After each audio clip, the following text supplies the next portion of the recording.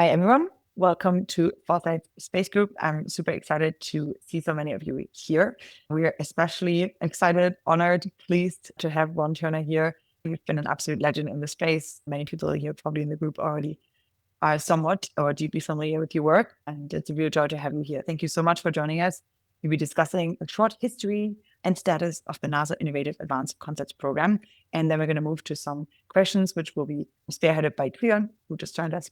And I also got the okay from you to surface some of the questions that you have throughout the presentations to you as we go along. So I might do that by raising my hand. But for now, thank you so much for joining. The stage is yours. Okay, good. Well, actually, I'm delighted to, have the chance to share a little bit about absolutely my favorite program these days, the NASA Innovative Advanced Concepts Program. I have a list here of the current team that's managing the program, so there's no confusion about the fact that I certainly don't run this alone. It's a fantastic team. We have a few civil servants, John Nelson, who's the program executive. Philip Williams is the new program manager. You may be familiar more with Gary Spellman, but he took the early retirement, so it's now Philip Williams.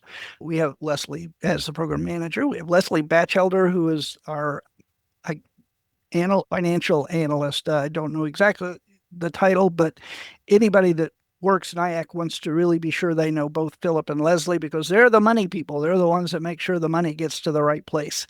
Then we have a couple of additional civil servants that help manage this. Frank Spellman is our go-to analyst that, he does everything. He's awesome. And I believe he's even online at the moment. So when some hard questions come, I can deflect some of them perhaps to Frank.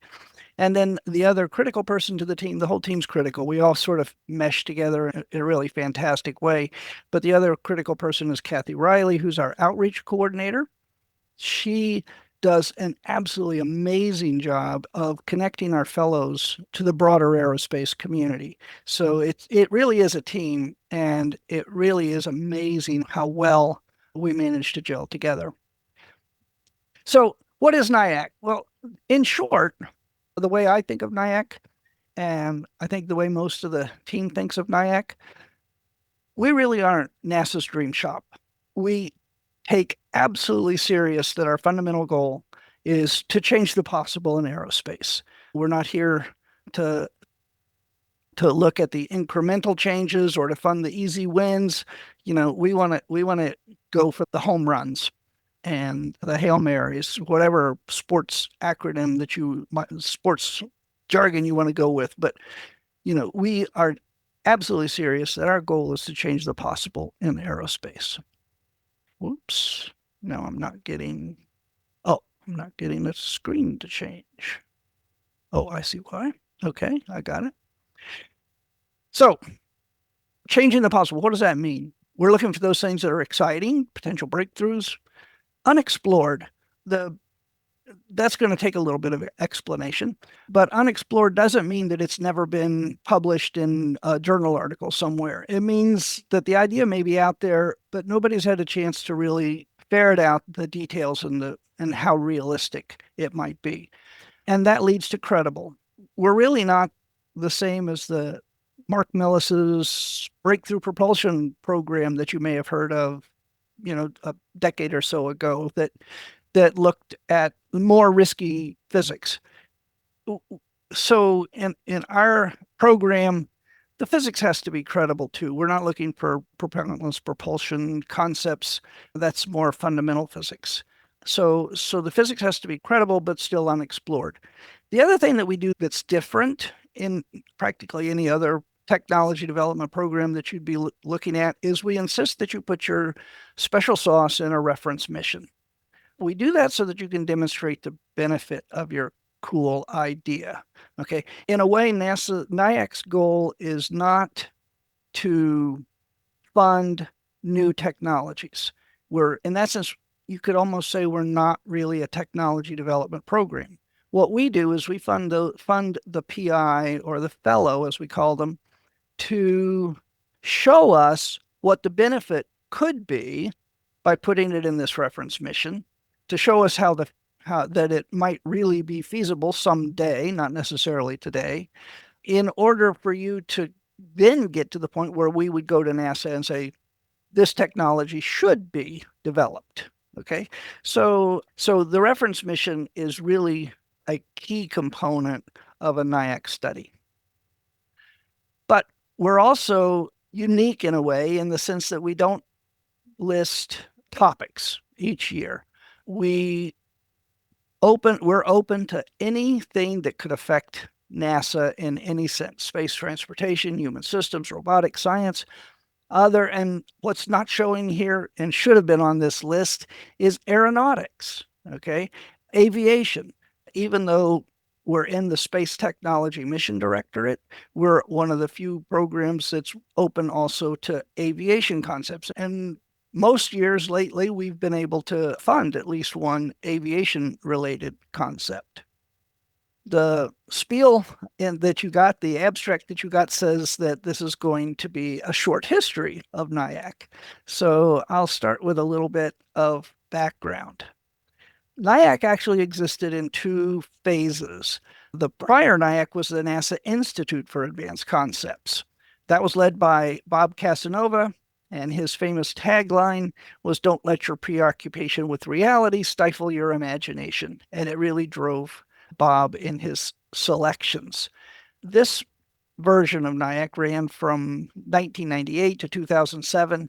It was famously canceled with one more year to go because NASA at the time, under Mike Griffin, was trying to do everything he could to consolidate NASA's funding into those things that were aimed at, history repeats itself, getting humans back to the moon. So the program ended 1 year short. It was external to NASA, which meant that NASA organizations, NASA centers couldn't bid to NIAC. Other than that, it was open to anyone in the United States that had a crazy idea that they wanted to pursue. They couldn't fund NASA because NASA, it's a contractual thing. NASA funded the Institute. The Institute couldn't turn around and fund NASA back again.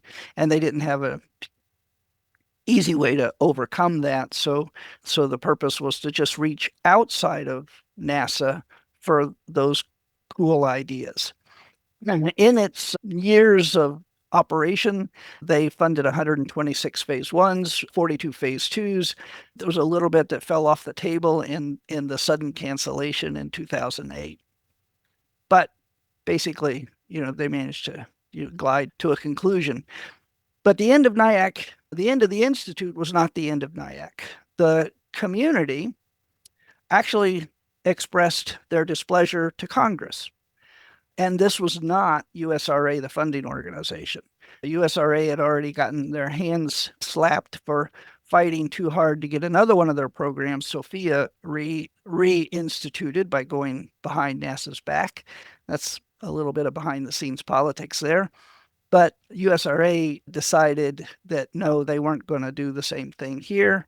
But the community was upset, truly upset. And Congress ordered NASA to do a National Academy study to look at the value of NIAC.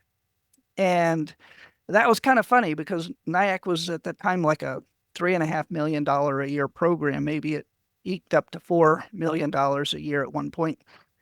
And a National Academy study is $1 million just to make it happen. Those are all rough numbers. I don't know. I didn't have insight into the actual budget. But still, it was a major activity for such a small program. And the group that got together was led by Bobby, trying to remember his last name, at Georgia Tech. Bobby Braun. Bobby Braun. Thank you very much. Bobby Braun. And he went at it in a very methodical and enthusiastic way. And actually, in his final report, Bobby Braun came and gave a keynote talk to not the NIAC community at a symposium and pointed out that part of his strategy in arguing for reinstituting NIAC was to say it should be put inside a non-existent at the time technology group. And so there was a broader background and broader development that happened, and that is first a space technology The Space Technology Directorate didn't come out of that, but a chief space technologist did come out of it. So a technologist office came out of it, which then evolved into the Space Technology Mission Directorate. So STMD also could lay its claim to origins back to this study on the NASA Institute for Advanced Concepts. The conclusions that they came up with in their study was that it was wildly important that NASA reinstitute NIAC, but they suggested a couple of changes. One of the changes that was most significant was that NIAC be put back directly into NASA under NASA control and under this technology program envelope. The reason for that was to allow NASA centers to also bid for NIAC studies. And that was implemented. Then the second recommendation that they had that was not implemented for several years was that phase 1 and phase 2 wasn't enough. NIAC's budget should be large enough to accommodate a phase 3. And we'll have some discussion about how that evolved. Okay. Now I'm seeing that the chat window is lighting up, but unfortunately, in order to give the talk, I'm not seeing the chat window. So ours from Queerm, and Frank is answering them on the fly.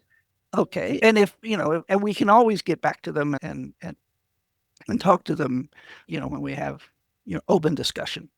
But anyway, the upshot of the National Academy study was that in 2011, the NIAC was reinstituted in NASA as the NASA Innovative Advanced Concepts. So we kept the acronym NIAC. And through the 2025 fiscal year, the new NIAC has awarded 229 phase 1s, 94 phase 2s, and 6 of these phase 2s, 3s that we'll talk about shortly. My role in all this has been almost continuous. I was a part of the USRA team that actually wrote the proposal for the NASA Institute for Advanced Concepts. So I was in on the ground floor. I was fortunate that USRA reached out to contribute to this activity. And in that interim period, while they were reconstituting it, while a lot of the discussions was between Jay Falker and Bob Casanova, they also brought me in the defining period to help establish the ground rules for the new NIAC when it finally opened in 2011. So I've been doing this wonderful program ever since 1998, and I've been enjoying it. Now, in 98 to 2007, I was cut a half-time because at that point I was also doing research grants on space radiation risk mitigation for a different part of NASA. But ever since the 2011, I've been full-time with NASA. And I gave myself the title Senior Science Advisor in both, mostly because that's where the fun part is, but also because I know so little about the financial thing and the program management side that, that wasn't the fun part. The fun part was working with the technologists. So that's been my role in the program. Here's a chart of the way we're constituted today. The program executive and the program manager, they now manage 3 early stage programs, NIAC, the Center for Innovation Funding, and the Early Career Initiative. The second 2 are purely internal NASA programs. It's only NIAC that has that external look. We consider the NIAC fellows as part of the structure. Once a fellow, always a fellow. We continue to dialogue with our fellows as the years go on, and they often reach back to some of our other fellows. Some of our cool proposals are from collaborations between the fellows. And so this collaboration within the fellows, this communication with the fellows, is actually a very key part of NIAC. And we have an external council that sort of looks over our shoulder. We're very careful to point out that they are not a board of advisors. Okay, it's not an advisor in a FACA sense. They're more our big brother and sister that looks twice a year. They meet with us. They always attend the symposium. They go through the program, and they tell us what they think we're doing right and what they think we might be doing wrong. But it's not a consensus-based recommendation. list of recommendations. So while they're very important to us, we want to make clear that it's not a formal BACA type overlook, but still, it's incredibly important for us to continue to get this outside look so that we don't become too insular under, just the NASA direction. So that's another one of our keys, is to really be as external as we can. We have 3 phases of study. Phase 1 is 9 months, $175K. Phase 2 is 2 years, $600K. And then there's this phase 3, 2 years, $2 million. Last year, 1 year, we did not award a phase 3 because nobody met the criteria for the phase 3. It's got a very specific goal. Last year, we didn't fund the phase 3 because there was a financial, did we have enough money? Did we have enough budget? And so we didn't even put a call out for phase 3. The intent is to return to phase 3. When we can return to phase 3 will depend on a whole lot of things: the new administrative structure, the goals of NASA, how SDMD's budget holds up, the whole 9 yards. Okay, so, but the absolute intent is, in fact, to go back to a phase 3. Where phase 1 and phase 2 sort out the fundamental feasibilities of an idea and credibility of an idea, phase 3 is for those studies that have an advocacy outside, but they need one more little piece worked out. So phase 3 is not a phase 2 on steroids. It's not just let's redo the phase 2 at yet another level of detail. It's specifically to help answer some questions that an identified advocate once answered, because that identified advocate is ready to begin funding if the answers turn out to be to their liking. Okay, so identifying a champion is extremely important for phase 3. I don't need to go into the details. We can save some time here, other than to say that our schedule this year with the government shutdown has really been scrambled. But this is a general look at the way the program goes. The only thing I do want to point out in this one is that phase 1 is a 2-step process. We ask for step A's, and then we look at the step A's, and then we only invite a subset of the step A's to invite a full step B proposal. Even the step A's are only 3 pages long. The step B's are only 8 pages long. So we try not to be onerous, because we're still just trying to get the gist of this is something that could change the future. I'm not sure exactly how many statistics we have showing up later, but at this point, I'll point out that the last few years, we were getting about 300 step A's each year that we had to go through as a program office to decide which ones to invite. This past year, that jumped up to 500. So there's an incredible interest in the community in pursuing the study. So of the 500, we down selected to a little more than 100 that were invited to step B. And those will go to a technical panel for a full evaluation once they come in. Now that the government's reopened, the proposals are, we delayed the proposal due date to the first week of December instead of the first week of October. And as a result, the panels are going to be in January, February. Okay, so the phase 2s are likely also to be delayed next year. We, again, don't have all the full details, but we do maintain a calendar that we try to update regularly on the website for people who need to know what the key dates are. So I'm going to leave this kind of, for you to stew on a little bit, but because if I try to go into detail, I'll exceed our allotment of time. But we fund across the board, and this kind of shows the distribution of the phase 1s and the phase 2s. And by the way, we do intend, this is all based on a presentation that I gave at Ascend this last year, and there's a paper that it goes along with that, and we're going to try to post that paper. We're in the middle of posting that paper, so if you want to go into even more detail, you can find a copy of the Ascend paper on our website shortly, and it'll go into all the details. But what this shows you is that we really do fund across the board.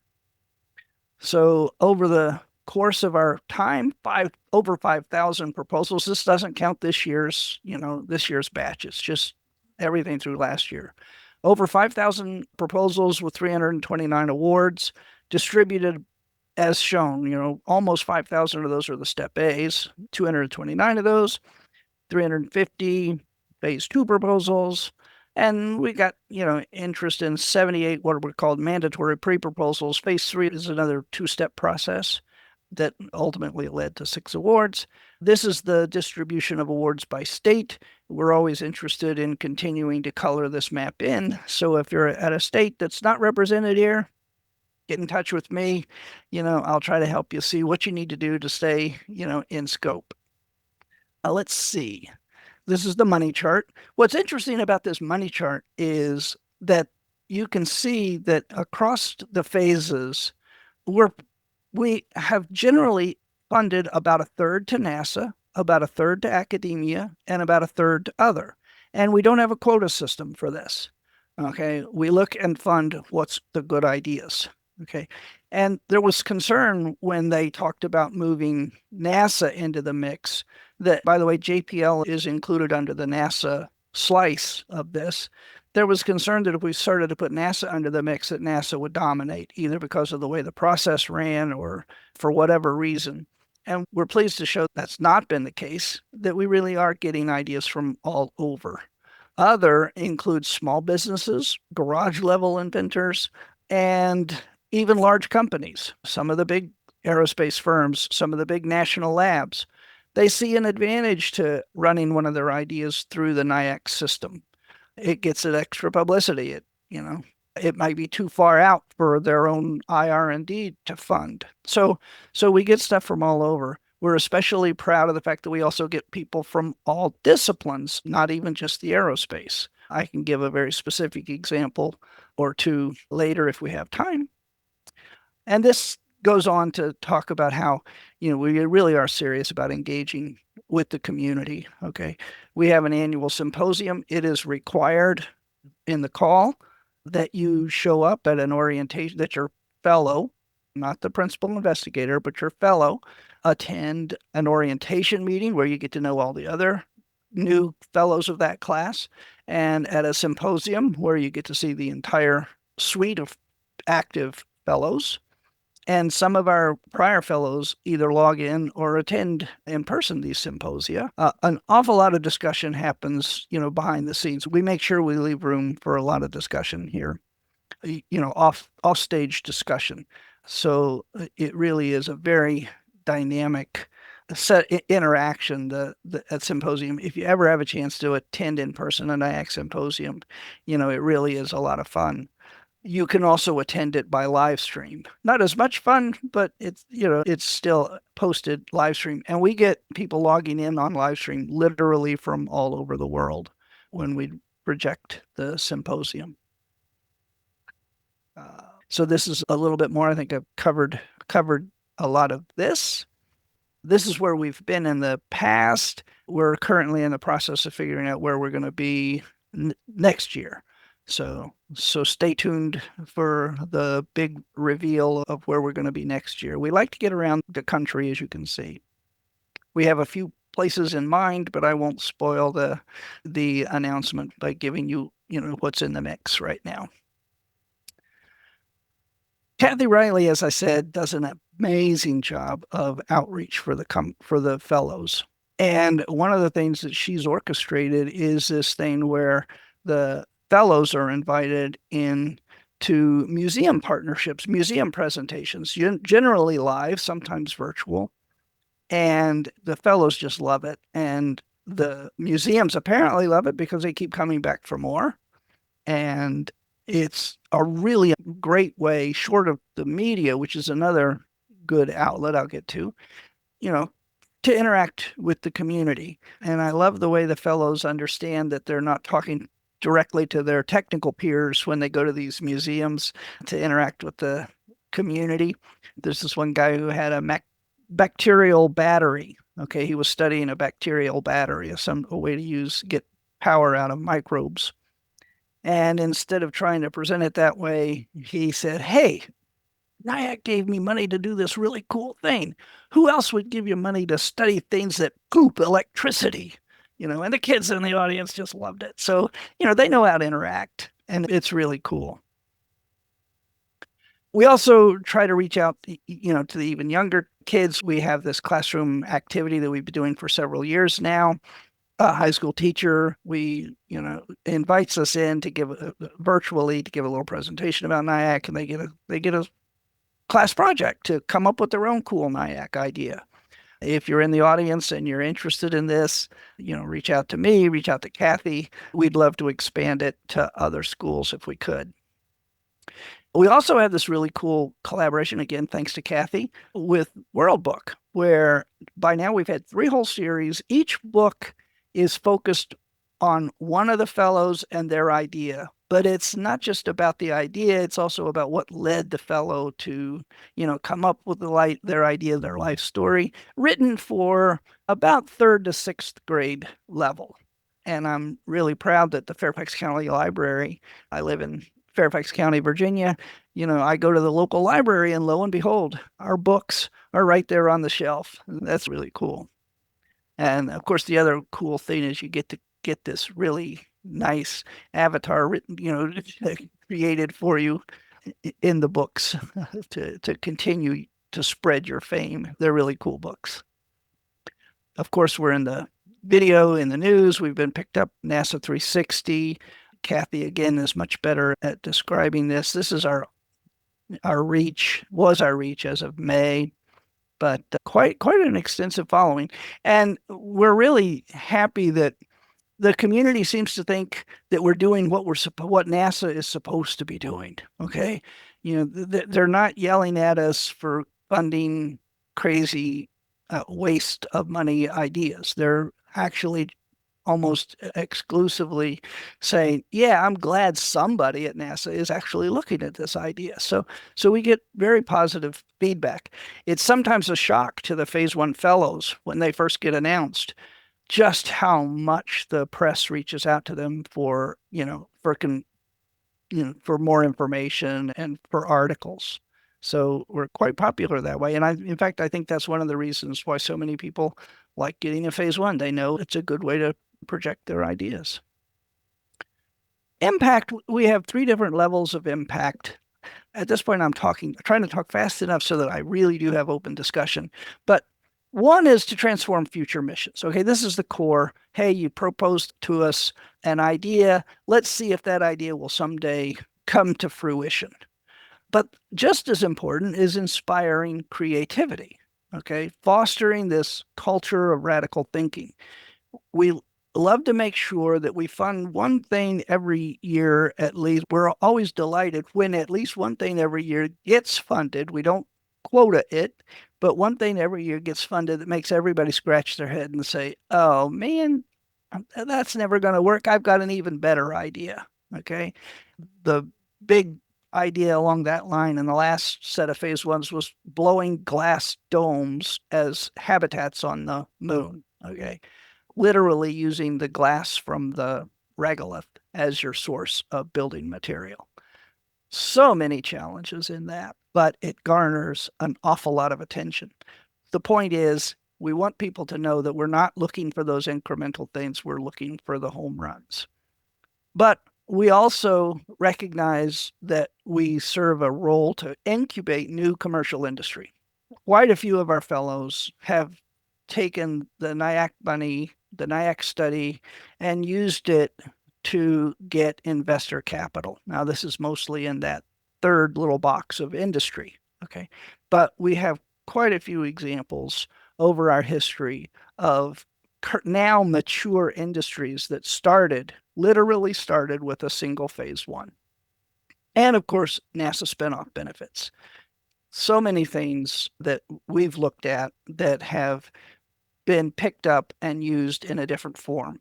One, robot concepts that we funded for exploring extreme environments has actually been used almost unchanged as a robot to explore debris after an earthquake looking for survivors.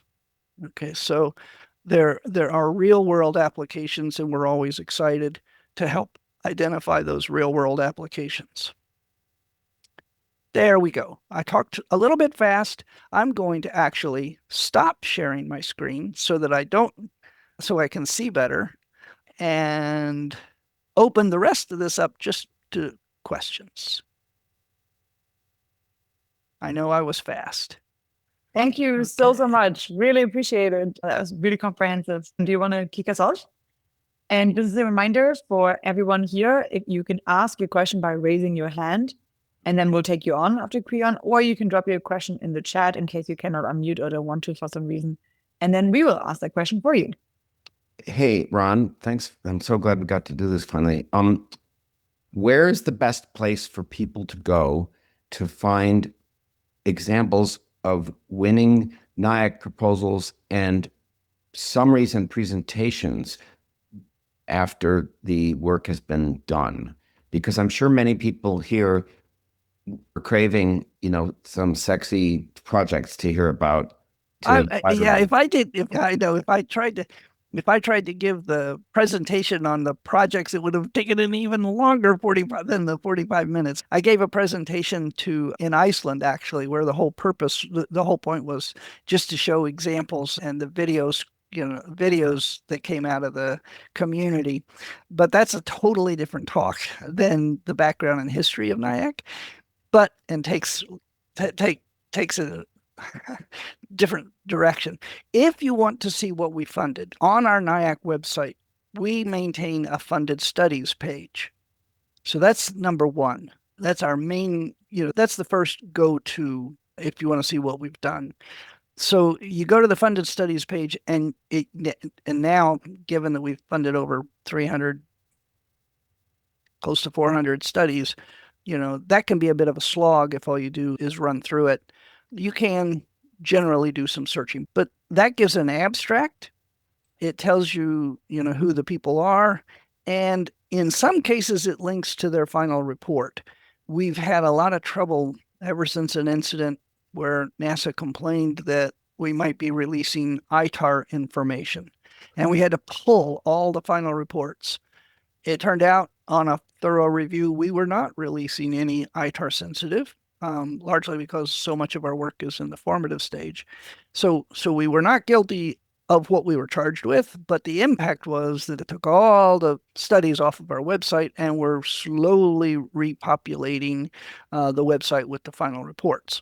Okay, further question, which is, good. I know that I believe that NIAC holds an annual conference where Yes. the grantees present results. I'm wondering, is that open to the public? Absolutely. Or are there archived videos or online streams?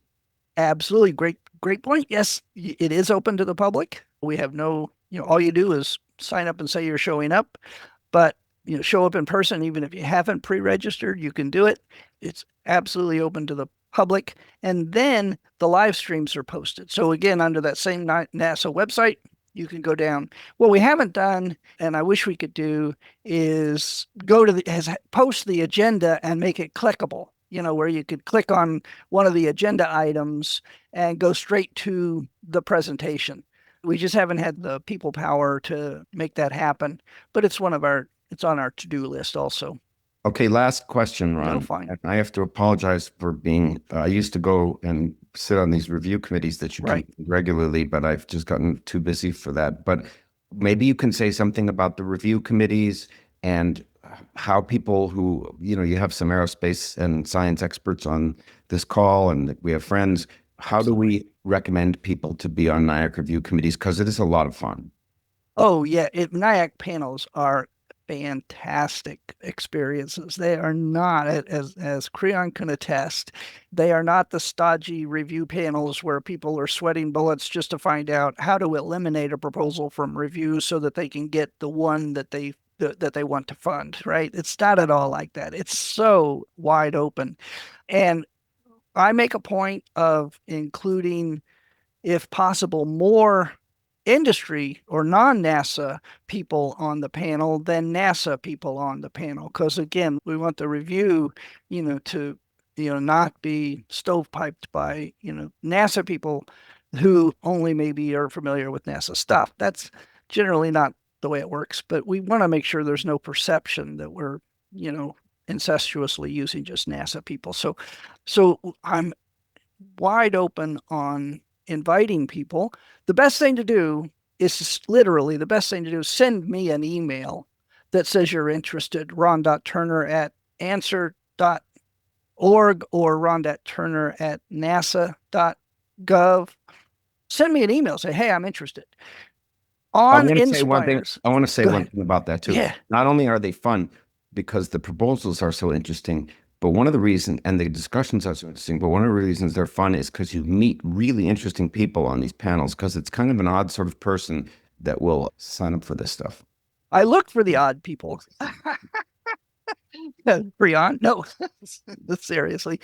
It's odd in the sense that it's not important because there's so much you have to cover in a single panel, so many technologies you have to cover in a single panel, that I don't look for an SME that's very specialized in one thing.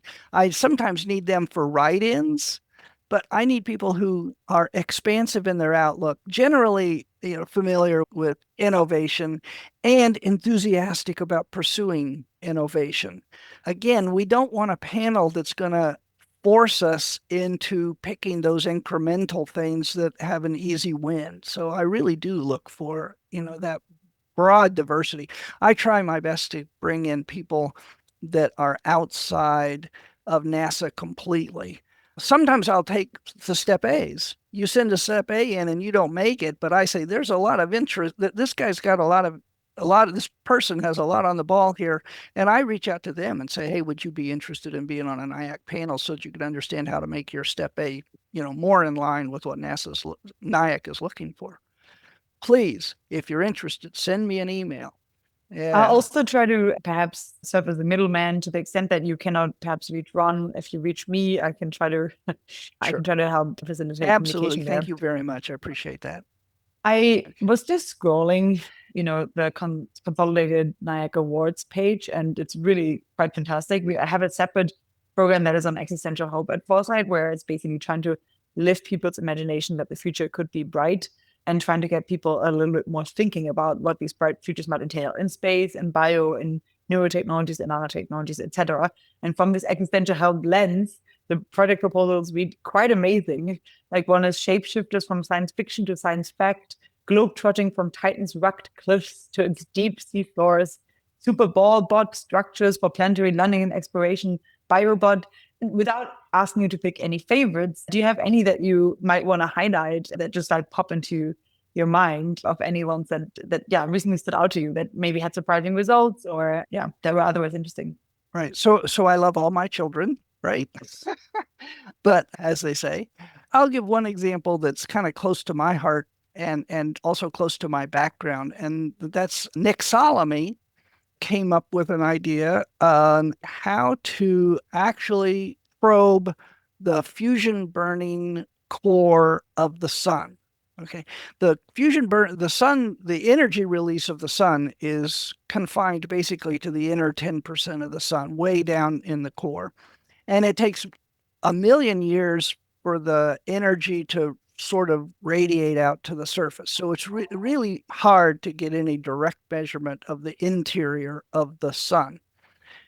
However, the neutrinos that come out from the fusion burning core come out of the sun almost immediately and unobstructed because their interaction with matter is so sparse that it can get from the core and escape the sun almost unimpeded. That has the downside of how do you detect them? Okay. And on Earth, the neutrino detectors that are being used are generally massive things. And Nick came up with this idea of a detector that was a completely different paradigm on how to detect a neutrino signal. And what's cool, and the reason I like to use him as an example sometimes, is he knew nothing about space. He wasn't a NASA person. He was a hardcore CERN researcher, big accelerator researcher with instrument experience and the whole 9 yards. Nothing about NASA, but he started thinking, well, he knew how to detect neutrinos. He came up with a solid-state detector that had a unique signature that would reduce the background.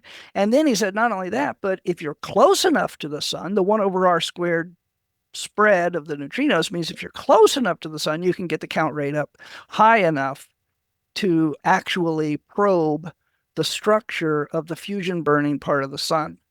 So he not only got a phase 1, but he got a phase 2, and now he's one of our 6 phase 3s that's building, and it's sort of an example of how these phase 3s go. His phase 3 is not another detailed, system study of how to do the work. In phase 3, we paid him to build a CubeSat with his innovative instrument, since part of the core of the idea was that this instrument has such a low background that we can see the neutrino signals much cleaner. So he's building an instrument that he's going to actually launch after the phase 3. So he doesn't have enough phase 3 money to do the launch, but he had enough phase 3 money to build the instrument. It's actually going to be launched next year and go into a polar orbit, and they're going to test the idea that the background is actually small enough. And so in some sense, poor Nick, he went from spending all of his time doing really fun nuclear physics to figuring out how to fill in all the FCC licenses and this license and that license and everything else that you need to do to actually launch something, only about this big into orbit. So he's had a crash course during his phase 3 and all the minutiae of actually making a mission happen. And we're really excited that next year he got his follow-up funding for the mission actually from a foundation. So it's part of the idea that, we provide a lot of exposure to your idea. He was invited to phase 3 because Heliophysics had already funded him they were excited enough that they funded him to build this next generation of his detector concept, which he's managed to build at this point. And it hasn't been tested in space, but it's going to be tested against some reactors. So he actually had gotten some heliophysics, astrophysics interest. And so that's, kind of shows that we reach across a lot of boundaries. Okay. That's wonderful. I love it. Any other one that springs to mind? Well, let's see. I mentioned the glass blower already. That one's fun. Gosh. I'd like to follow in, Ron, if I can. There you go. Frank. Yeah, so I'm Frank Spellman, the program analyst for NIAC. Last year we funded a study out of the Ames Research Center that's in partnership with Stanford. That's about mitochondrial replacement therapy. The idea is that in space, your mitochondria takes the brunt of the blow from the damage associated with radiation, both from the sun and intergalactic cosmic rays. But if you can replace the mitochondria, it extends the life, almost making the cell brand new, extends the life of the cell. So as in coordination with, of course, active and passive radiation shielding technologies, this mitochondrial replacement therapy could indeed help delay or negate the effects of radiation in space.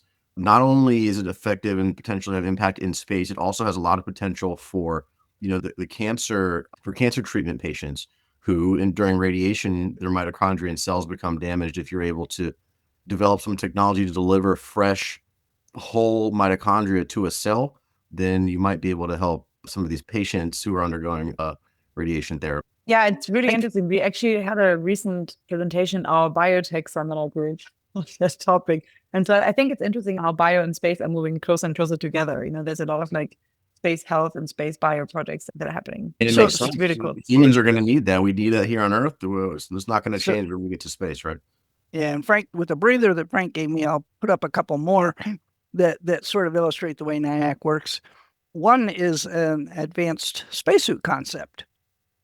And the idea of the spacesuit, well, we funded several advanced spacesuit concepts. One I'm thinking about is one that has a tether from a follower robot that has all the PLIS, the heavy life support systems, so that it's off of the astronaut's back so that the astronaut can be more flexible and more mobile. And so it's a tether from the astronaut to an umbilical from the astronaut over to this rover that follows the astronaut around. And I raised this one because the hardcore astronaut community fought this idea because they said, that tether's never going to be safe enough for us. Okay, it'll get tangled, it'll get cut, blah, blah, blah. And after we announced the award, they actually reached out to, the higher ups at STMD and said, boy, if this idea is being studied by anybody other than Dave Aiken, you need to cancel it right away because it's total garbage. Well, lo and behold, the fellow does turn out to be Dave Aiken, a recognized expert in life support systems and EVA, and he knows what the challenges are. And so that worked in our favor. That went from phase 1 to phase 2. And another idea that shows how we like to really reach was torpor ideas. It's deep sleep, putting your astronauts into sleep for a long mission. We funded 2 concepts related to that. One was a systems level study. Okay, if you could do torpor, would it actually result in a mass savings under a realistic architecture? Realistic meaning you're not going to have all the crew asleep all the time. Some of them are going to have to be awake at any one time. They're going to be cycling through. So, after you figure all that in, does it really make sense does it really turn out to be a mass savings? And it actually did. It turned out to be a significant mass savings. And the other was more on the research side, building and designing a rodent facility that could do a lot more than just torpor experiments, but it was baselined on doing some torpor experiments for 13-lined ground squirrels that happened to easily go into torpor. And in both cases, the objections came up, NASA shouldn't be messing around with this. And source selection says, if core NASA says we never should be doing this, okay, it's too hard, too cumbersome, too dangerous, but the community gives it a high rating in the way they're going to address the problem, then maybe it is what we should select for funding. So the source selection official is not afraid to go against the grain, is the message there. If just because NASA in maybe a more conservative corner says, no, we shouldn't do this, NIAC has been pretty successful in convincing the source selection that if NIAC doesn't do it, nobody does it, and it really isn't something that should at least be looked at phase 1. And again, that boils back to Prion noting that we really need open-minded reviewers that are willing to look beyond, do they know where all the bolt holes are? I love that so much. I really wish that every department had, like a sub-department like that, or like any other organization should have a mandate to have a department like this. That would be, I think, really quite useful and definitely quite hope-inspiring for organizations across the board. We're at time now, but I really just want to thank you on behalf of our entire group, and I guess to both of you for coming online. Sorry. One thing I want to leave you with is 1-800-CALL-RON is the way Mike LaPointe mentioned it in a broadcast. If you're interested in bidding to NIAC someday, I am allowed to coach you into meeting all the requirements. Okay. What makes you in scope? And I'm totally allowed to coach you with your ideas to ensure that you are within our scope. And I can do that because I'm not on one of the final panels, that make the selection recommendation. All my job is just to make sure you understand what we are so you don't waste your time writing a proposal and just miss because you forgot we needed, this one element. That's amazing. So that's a great way to get in touch with you. Thanks a lot for not only, really shepherding this program out, but also caring enough about it to actually be open to coaching projects through it. It's one of the most fun things I do when I'm not in the middle of the panel itself. It looked so fun. Yeah. Well, thank you so much for both of you for coming on and sharing a bit more about this. This will also be published on YouTube afterwards. So I figured even though the number online is relatively small, I knew that you guys were going to post it, and I'm glad that we have this extra way to achieve some outreach. Yeah, usually I think our YouTube subscriber channel has almost 27,000 subscribers, which is not quite as much as the 86 million subscribers that I saw that you have on Twitter. But, we have to start somewhere. Hey, you're starting. Yeah. And you reach a core and important community, and that's great for us. So, thank you so much. The panels, I'm still building the phase 1 panels for January, February. So you're not too late if you're interested in being on a phase 1 panel and you're out there somewhere. Well, you better get in there now. Thank you so much. Have a wonderful rest of your day, everyone. Thanks for a great question.